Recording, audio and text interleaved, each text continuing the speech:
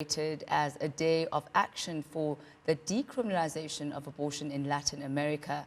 Now, according to the World Health Organization, 35 out of 1,000 pregnancies in Southern Africa end in abortions, and this is one of the highest rates in the world.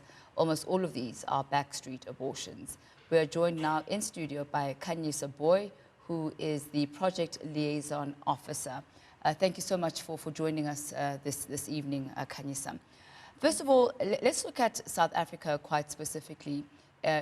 Before apartheid, during the apartheid government, abortion was illegal in the country. And it's in post-apartheid South Africa that termination of pregnancies of unborn fetuses was actually made or decriminalized and made legal. Yes. What is it that necessitated this change of stance and the change of the law? For the most part, it is the fact that women who do not want to keep a pregnancy will still abort, regardless of what method they use. And a lot of women were coming into emergency rooms bleeding out, and some of them were passing away and also suffered from septicemia. And so it became apparent to the department, the health department at the time, and also the government, that it needed to be decriminalized and it needed to be legalized, and there needed to be measures in place to make sure that it is accessible, free in public facilities. So the reasoning was those who want to end their pregnancies will do it anyway. So you are saying that you just want them to do it in safe spaces? In safe spaces, because at the end of the day, abortion care is health care, and so a human right. And so if a person then makes that choice, there should then be provisions made, which there are. But for whatever reason, it's still not translating as much as it did about 20 years ago, because there was a decline in backstreet abortions for a while. But I think we need to also just have the discussion about political will and who then holds that mandate to make sure that abortion is available. And who are you finding are actually making abortions? Are you finding that it's younger women, older women? What are the age parameters? Predominantly adolescent girls and younger women, primarily in marginalized areas. So you're looking at your townships and more of your rural areas. And that's not to say that people that are in urban spaces are not doing backstreet abortions. And also we find that in urban spaces, that's where the advertising, adverts and flyers for unsafe abortion are predominant. But if you think about places where there isn't flyers, there's still that lady who's known to cook up that tea to give to that girl who wants to have an abortion. Well, you did mention that it's usually the younger women in their adolescent stages who are actually making the option of having the abortions. And with young women now actually becoming sexually active at such a young age, I mean, are you finding that they are considering this as an option for them and even sometimes even using abortion as a form of contraceptive? So I think, firstly, we need to talk about how difficult it is as a nation, maybe even the world, for us to speak about sex without any shame. By the time we get to the need to speak about abortion, it's already too late, because the stigma is in the sex talk itself. I mean, if you can remember, there was some controversy around comprehensive sexuality education at some point, which gives us that indication that if the child is not taught, if the young girl is not taught at home, if the young boy is not taught at home, they probably won't be taught at school. And if they do have sex and then it ends up in a pregnancy, they're likely to not be certain what they're supposed to do. And the fear that they have, because even when you go and you're like, I'm sexually active, I'm going to go for a contraceptive, the stigmatization of contraceptives themselves then mean that it's likely to end up in a backstreet abortion, because if they won't give you a contraceptive, why would they give you an abortion? So we find that a lot of the times girls do kind of know what needs to happen, but the system is not ready to receive them, because the service, the conversation about sex and contraceptives and abortion is so stigmatized that they too know that the best way to do is to get a number from a flyer. There's no questions asked there. And I guess the main difference between contraceptive and abortion is that the latter involves a life. And involves like the killing of an unborn baby before they actually come into the world. And you mentioned something quite important there about education. Are the young people educated enough to be able to make informed decisions for themselves that will also obviously affect their future and their state of minds, because you find that young women will make choices now because maybe they feel they're in a desperate situation, or they feel that there's no way out, forgetting that there is a tomorrow, and they're going to go from being an adolescent to a woman, and the past always has a way of following you into your future. I mean, how deep are you as far as educating young women about the choices that they have? So Activate and IPA South Africa gave me the work to start a campaign. It's called the Sexual and Reproductive Health for Your Information campaign.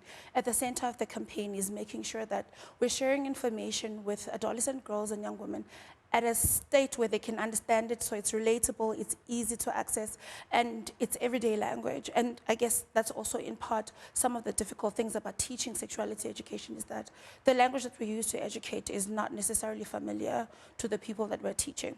But I think I want to just take a step back and say, no woman wants to have an abortion. If they could not have it, they wouldn't. So the thinking that abortion can be used as a contraceptive by women, I think is very flawed. There's no research that shows that. And secondly, when we talk about abortion, the reason why it's so stigmatized is because we're talking about taking a life. And that in itself is the problem, right? It's the cultural and our religious beliefs that stigmatize it. So when I then choose to not carry a pregnancy, automatically in my head I'm saying I'm taking a life. That's untrue. Because if the life would be able to sustain itself outside of my body, in this country, the legislation would not agree for me to terminate that pregnancy. I guess that's where cultural and religious beliefs come into play. Absolutely. Because then there would be another school of thought that says as long as something is growing, it is alive. And the truth is, yes, the fetus is in your body. It cannot breathe on its own until over 20 weeks or so. Yes. But even when it's in your body, it lives because you as the mother live. Great. So it all depends on when you say life begins. Right. So I think we need to then consider, a lot of people say they're pro-life, and it's an ongoing conversation to say, when you say pro-life, whose life are you pro? Would you rather this girl dies at a backstreet abortion, because she will have that abortion? So were you pro that girl's life, or are you pro your moral stance? Because then if you're pro your moral stance, then there's a problem. Also, people will say birth and then adopt. Have you checked out the adoption rates in this country, and how true it is that a person can actually birth? Once they've birthed, there is someone who's ready and willing to take on this newborn child. And also, we need to consider that a child who is born must be wanted, and the person who births a child must have the capacity to take care of it. And if this person who's pregnant is saying, I don't have the mental capacity, the financial capacity, or whatever else to then birth, then they shouldn't carry on with the pregnancy just because we don't think it's right. I've worked with a lot of young women, and I'm sure you do as well. Yes. And I found that a lot of the times, when women find themselves in a situation where they feel like they don't have a choice, right, or they feel like the easiest choice out is to terminate a pregnancy, years down the line, when you're older and you're more mature and you're able to connect the dots by looking back, you realize sometimes that actually I felt that I was unable to back then, but now I can see how I can actually, or could have taken care of this child, or the child could have been adopted, or the future and the destiny of this particular child. Right. Like, for example, I actually have a friend who was raped at some point, right, and she fell pregnant, and she made the decision to keep the child, even though, it wasn't a child that she wanted. And, years later, the child is now grown. She looks back and she says, I'm so glad that I did not make that decision because of how much this child means to me now, or because of this beautiful baby that I am now seeing grow. So sometimes, when you're younger or you're in a precarious situation, you feel that you can't. But life always somehow provides, options and alternatives that will support you, even when you don't actually know the way to go. But I mean, a country like Madagascar, for example, they have outlawed abortion completely. And what is their reasoning? So a lot of it is very much about morality and what you said earlier about when does life actually really start. And I think most governments have a tendency of legislating women's bodies. Like, they put law on women's bodies, and then a woman does not have a choice at all. And so let's say in Madagascar it's outlawed, but a woman not aborting? And then if you have to look at their health system, how many incomplete abortions are they picking up? How many women are coming in with infections? How many women are coming in and dying at the doorsteps of hospitals because it is not legal? So what we're saying, so I think the stance is that we're not pro-abortion, we're pro-choice.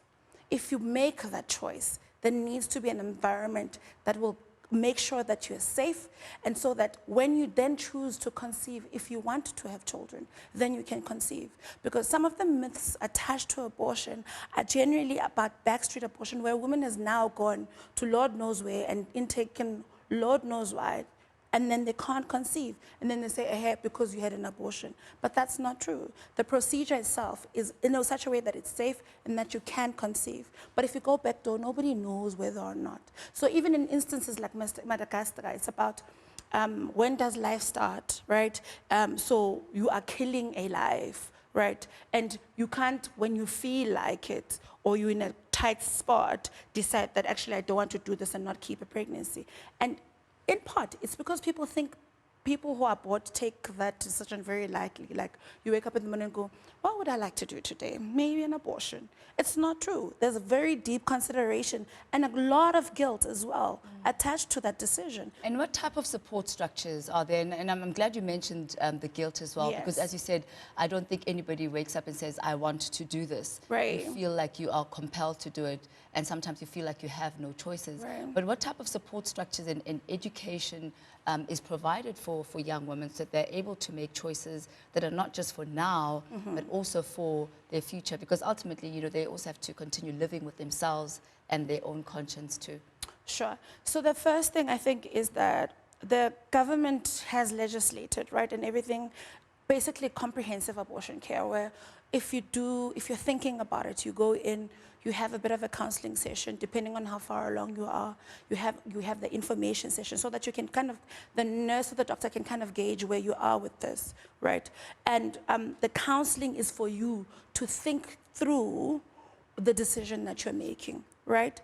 And then there's also post-abortion care. Part of post-abortion care, ideally, I say this as an ideal, is then you've now had an abortion. We understand there's morality and religious beliefs attached to this. So if you want to then talk about the experience itself and how you're feeling about it, there's a space for it.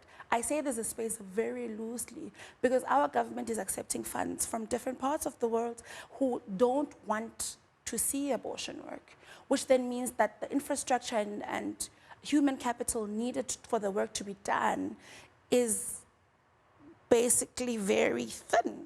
And so when we then want to talk about whether there's counseling or not, then we need to talk about who then is funding the health system, and is people keen on the care for the woman when it comes to comprehensive abortion care. So that the law definitely says there needs to be, but whether or not it's happening is a whole other conversation. Well, I thank you so much for your time this evening and for joining with us. That's Khanyisa Booi there joining us, talking about the need to educate and empower young women about the choices that they have and capacitate them, not just for now, but for their future as well. Do stay with us. This is News at Prime. We'll be back.